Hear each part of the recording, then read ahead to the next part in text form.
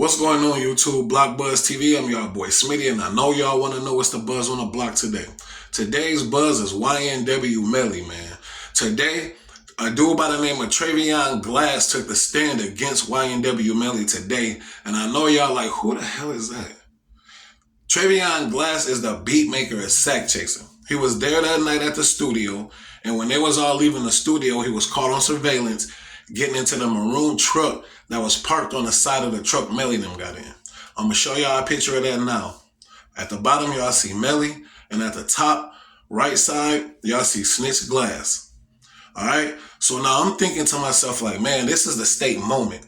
Y'all got somebody that was there. He could literally let us know what happened that night. He could let us know if Melly and Sack Chaser and Juvie got into an argument that night, if they was damn near finna fight leaving the studio. He could let us know everything we need to know to bust this case wide open.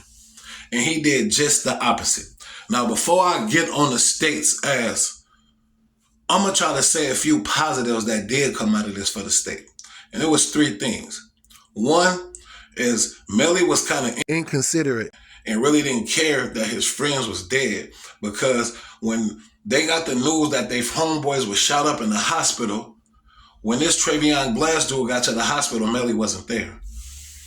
And then the second thing is, not only did Bortland change clothes before going to the hospital, but Melly changed clothes as well, because the first place he saw Melly was at Fredo Bang's house. And that's the bombshell, man. Because what did the state say happened after Melly allegedly did this double murder?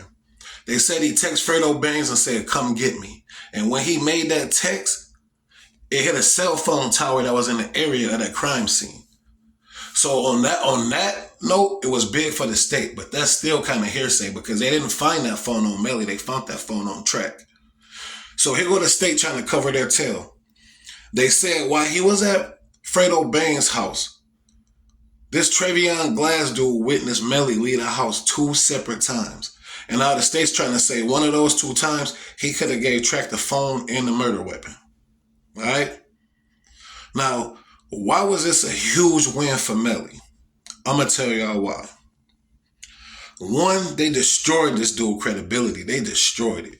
They asked him how many felonies he had. He said 1, when in all reality, he had 2. So how is you supposed to take the stand in a double murder case and expect somebody to believe you when you don't even know your own criminal history?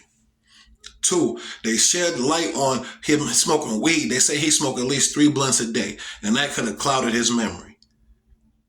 All right? When did the police get a statement from this man? You would think if it's just a double murder and you see this man on camera, you would want to talk to him as soon as possible.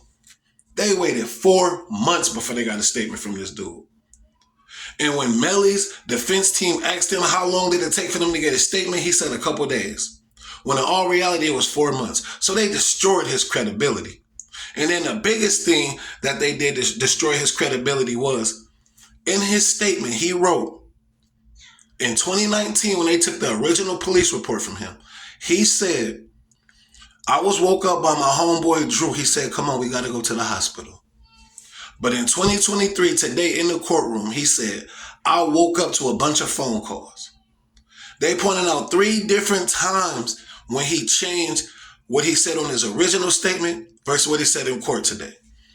And then the biggest bombshell of them all, seeing the fact that he was the only person they called to the stand that was there that night, Melly defense team asked him this.